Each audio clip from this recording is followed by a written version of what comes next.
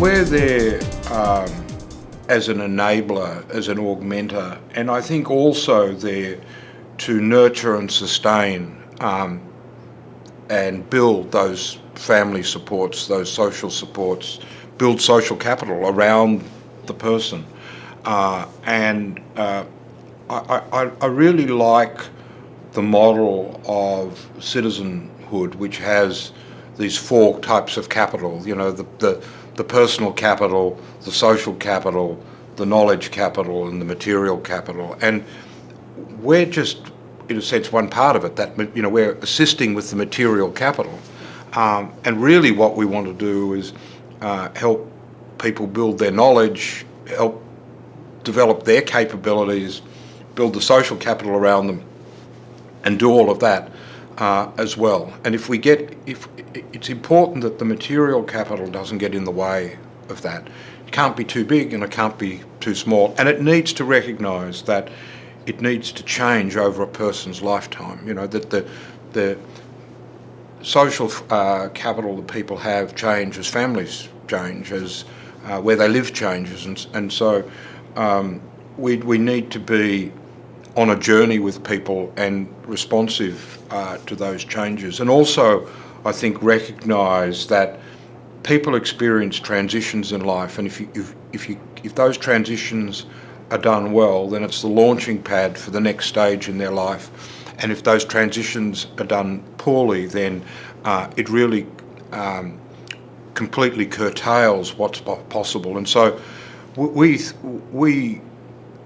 recognise that part of what the NDIS will do is provide additional support at those transition points. So from early intervention into school, and from school to post-school options, and in some cases also from primary school to high school. So these are key transition points, and if you get them wrong and people go down the wrong path at those points, it's often the systems can be very inflexible and very hard to then get on what is the optimal path for the individual. The starting point of the scheme, and that's reflected in the legislation, is the competence of the participant. So we assume competence, and we then have very flexible nominee provisions and ways of providing support that deal with the realities when people may not have full capacity, full decision-making capacity, and so we are there to enable. That's the purpose, and we don't want to be any more than that or any less than that, with this, I think, very powerful vision of maximising, optimising independence and social and economic participation. And I think that's obviously got a dimension which is very much about the person and sees the person as the critical priority. But it's also got a financial dimension. We know this from the operation of accident compensation schemes, which are the antecedents of this scheme.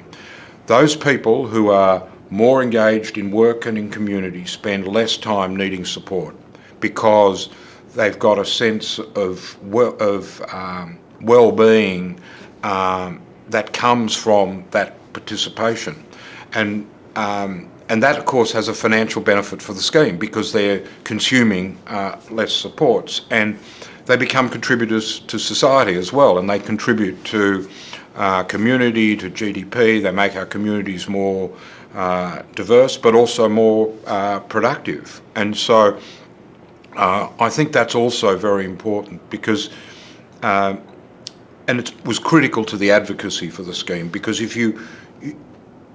there are enormous number of projects that do social good that governments consider every day. And unless you can prove and demonstrate, certainly in Australia, but I think this is the case in most Western democracies now, unless you can demonstrate the economic benefits of your particular proposal and have it weighed up against the other proposals that are being considered and run that gauntlet of Treasury and Finance departments, you either won't get up or you won't have anything implemented in a sustained way. You know, the moment the downturn comes, you're the first thing to be cut. And I think, I mean, just the other point I make is that this is core government business. You know, what we've done is we've been able to reposition disability from something that's really been on the margins of government's thinking. You know, what they do when they've got a little bit of money left over, let's fund some more extra equipment or extra accommodation or whatever the particular point of crisis might be, to one which says this is core government business, that it sits there alongside, you know, defence and health and education as the things that governments do to support their citizens, because it's something that the citizens themselves can't do for themselves.